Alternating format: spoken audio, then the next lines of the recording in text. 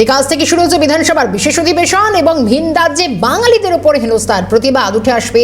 অধিবেশনের মুখ্য বিষয় হেনস্থার প্রতিবাদ। বিধানসভায় আনা হবে প্রস্তাব, সর্বসম্মতভাবে নিন্দা প্রস্তাব পাশ করানোর চেষ্টা করছে শাসক দল।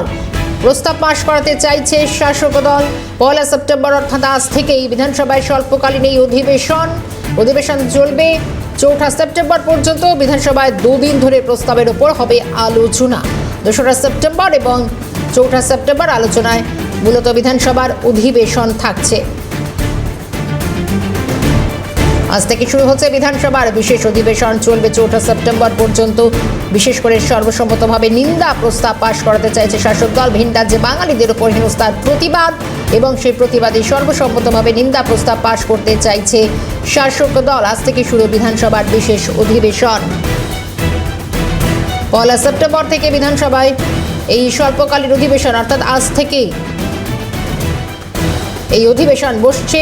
একেবারে স্বল্পকালীন এই অধিবেশন চলবে, যেমনটা জানা যাচ্ছে 4 দিন এই অধিবেশন চলবে, অর্থাৎ 4 সেপ্টেম্বর পর্যন্ত অধিবেশন চলবে।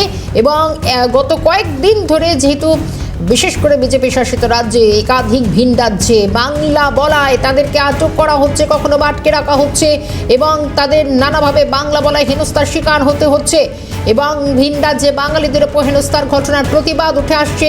বিধানসভায় স্বল্পকালীন যে নিন্দা প্রস্তাব পাশ করাতে চাইছে শাসক দল। বিধানসভায় বিশেষ অধিবেশন শুরু হচ্ছে আজ থেকে, আগামী 4 সেপ্টেম্বর পর্যন্ত চলবে বিধানসভার বিশেষ অধিবেশন।